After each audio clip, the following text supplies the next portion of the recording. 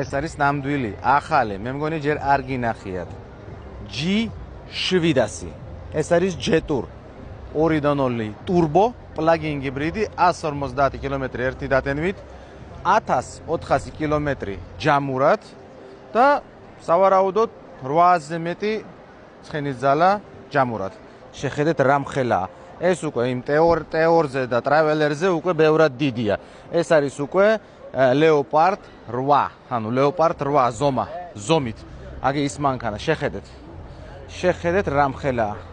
GDMO, G700. შევიდეთ, ეხლა თავისთავად, ეხლა კამერები უამრავი 360 ელექტროსაფეხური გამოდის.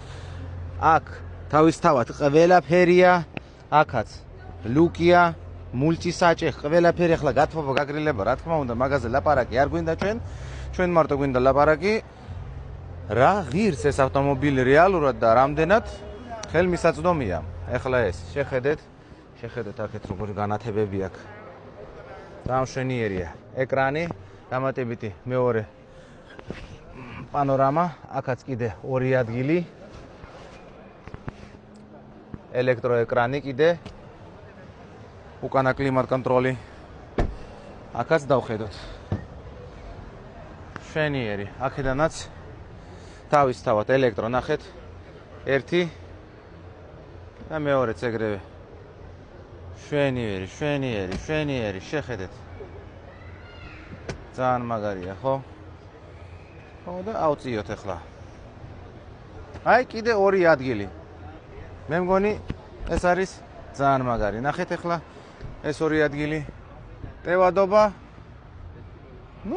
საშუალო ადამიანი ორი წავა, იმიტომ რომ ზოგადად ბევრ მანქანებში, მით უმეტეს ამნაირ ჯიპებში ეს მესამე რიადი არ არის ყოველთვის სუპერ ტევადობა, მაგრამ არც პატარა არ არის. ნახეთ კიდე როგორი ფერია.